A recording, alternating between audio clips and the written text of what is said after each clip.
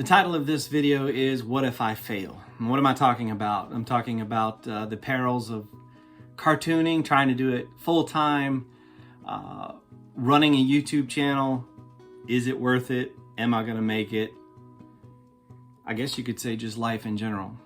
If this topic interests you, stay tuned.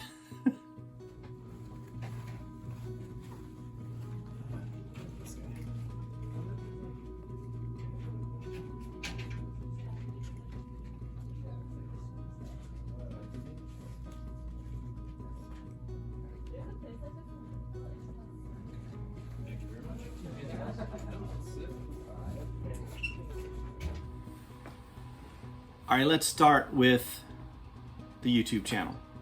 I have about 6 months to see whether or not I'll be able to accumulate enough hours to be monetized. If January rolls around and the audience isn't growing, or the hours aren't just there, I would probably still have the channel and still update it every now and again, but it wouldn't be like a focus. My goal from the beginning is to get monetized to help replace some income that I lost during the pandemic. I had 3 magazines that I was doing regular work for, and they all dropped me, and it was almost at the same time. So we're talking major income gone instantly. And it tore me up. I was like, man, what in the world am I gonna do? Matter of fact, the family, we were headed to King's Dominion because it was like the first week of Christmas, and my family always laughs at me because I'm like a little kid, and I'm just can't wait to see Charlie Brown's tree lot and the rides and stuff. And I got real quiet, and Christy was like, "What's wrong with you? You were the one that wanted to go." And I had to say, I just lost business of furniture and workplaces, and that was a huge loss. It was huge. I would say probably, well, it was my house payment every month, and I was just devastated, not only by the fact that they were done with me after 5 years, but the way they did it, because I actually kind of started with that magazine. And it just bummed me out. And I get real quiet. There aren't a whole lot of people that I will confide in, but I do have some really close friends that I can talk to and just say, hey, this is going on. Would you pray for me? Or if you hear of any opportunities. And so I thought, well, what if the YouTube channel was a way to supplement that income? So what if I fail? I don't know. Stick with me until January. Let's see. Maybe I'll do a January a farewell video, and maybe people then I'll get all the. No, I probably wouldn't do that. Like I said, I would probably continue, but I would have to look for that thing that helps pay the mortgage, helps pay for insurance, helps pay for your kids to do the things that they want to do. I'm excited about the future of Blue Scar. We're putting that trade paperback together, so I'm excited about that.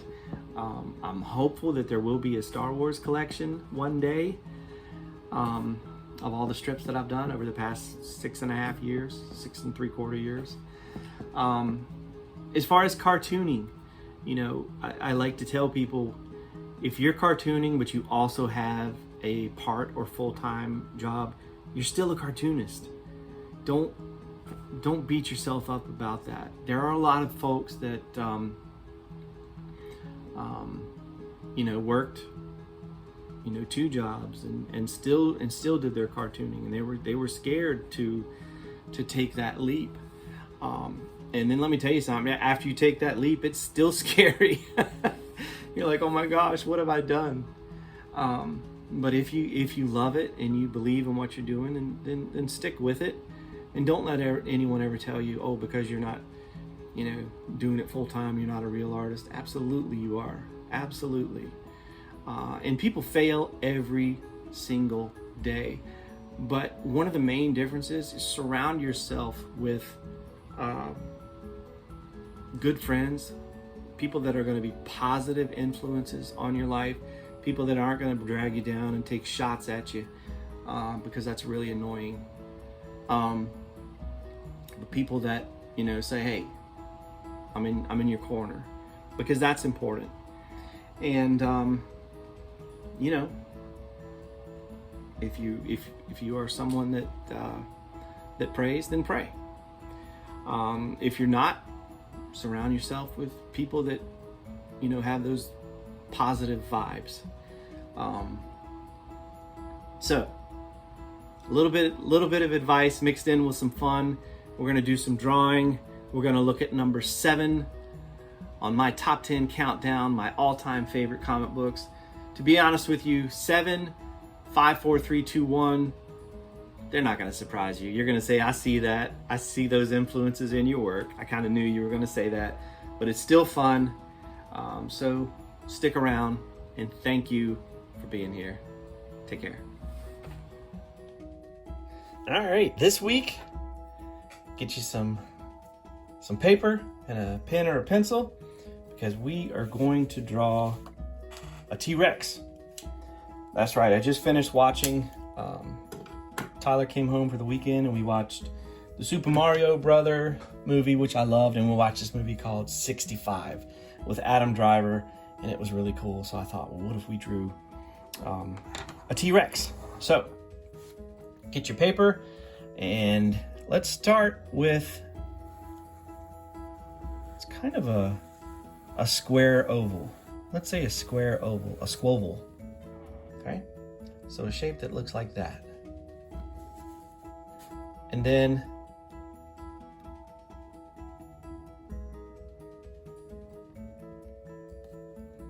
let's come down here, and this is going to be kind of like a giant teardrop. So now we're just blocking out our shapes. So we've got a squarish looking oval, a giant teardrop, and then from right about here, we're going to come up here and we're going to do this shape. And then down here, we're going to do some stubby little T-Rex legs. And the important thing is itty bitty little arms and little hands. Oh, that's so good. So it'll look a little something like that. So we've got this ovalish, squarish shape, a squoval. We've got a giant teardrop shape that veers off to the side there. Then we're coming up here, and that's going to be the tail. We're going to do the T-Rex legs, and then the little bitty arms. So now what I would like to do is make this T-Rex kind of fun, have his jaw jut out a little bit. So I'm going to start right around there, dip down, and then come back up. Why is he smiling? Because he's an apex predator. Pretty much nothing can touch him except for maybe a bigger T-Rex. And then come up here, and then right around here above this line that we put over his smile, let's do his eyes, and we're gonna make them a little bit angry. So let's give him some angry eyebrows.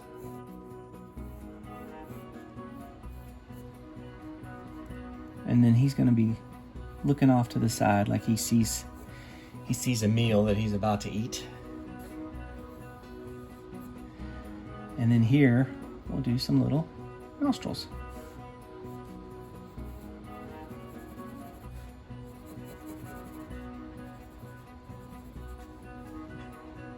All right, so now we've got our shapes. Now let's go in with our marker. I've got my brush pen, and let's ink.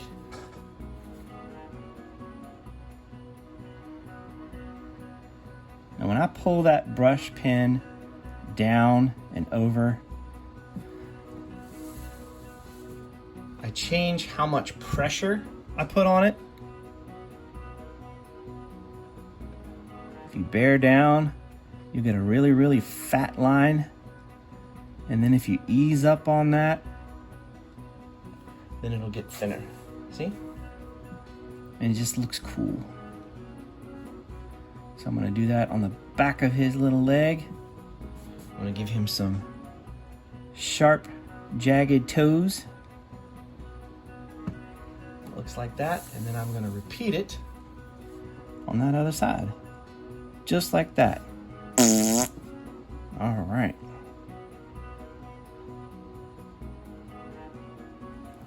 Look at that, so far. Woohoo! Okay, I'm gonna turn it upside down. I'm always moving my paper around. I'm gonna come here. And now we're to the head. So I'm just gonna follow that shape. And then we've got that cool smile. It kind of juts out a little bit. Like that.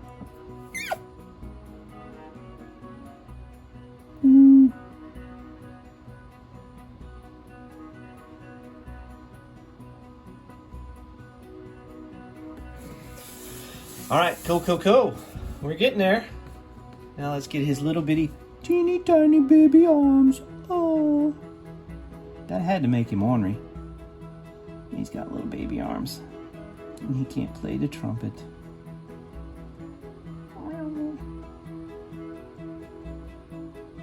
All right, and there's a fun part. Come up here and do the eyeballs. Eyeballs. You gotta remember, you gotta say it that way. Eyeballs. Big, bushy eyebrows. Look at that. For those of you watching at home or at work,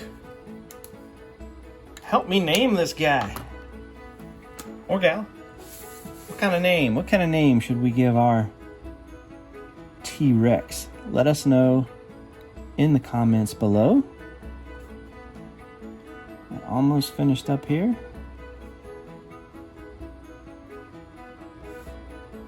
And honestly,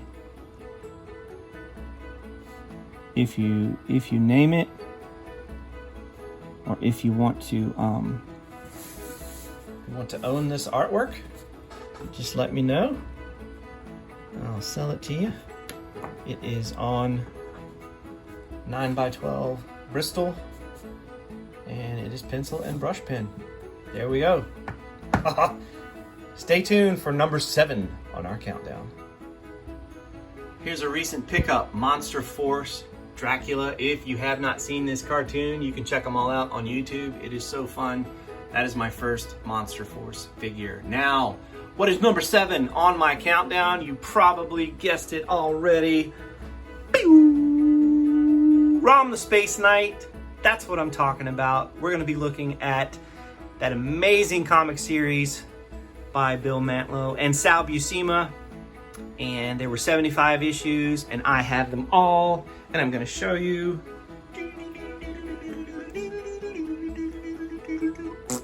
Look at that, all my ROMs. ROM has been a big influence on even Blue Scar. Yep, Blue Scar. And then when they redid the series IDW, issue 4 has a full color pinup by yours truly. Yep, that's true. Chris Ryle was very kind to print one of my drawings. I'll show you in just a minute. And as I mentioned, I do have all 75, thanks to some awesome ROM pals. So here's the first issue. Here is the second series ROM, which was Chris Ryle. And he was kind enough to give me a full page pinup. Check that out. 2016, I was so stoked when this came out. The funny story is, I didn't even know he was doing that. I had been asking about, doing some, like a variant cover, and he's such a nice guy, and I sent him so much artwork. He was so patient with me, but for some reason Hasbro wasn't crazy about cartoony versions of Rom, but you could do pinups. So that's my claim to fame, my connection to Rom. This is the final issue, because maybe wait, Jamie said that there was Rom influenced Blue Scar. How is that? Well, let me show you. We have Rom the Space Knight, and then you have Rom, there's Brandy, love of his life, and there's Rom the man. Yep, there he is, and look at that blue hair. What? And that is the influence on Blue Scar. And there's more, but I can't tell you today, because that would give away spoilers. But there they are, Brandy, Clark, and Rom. Aw. All right, guys, come back next week.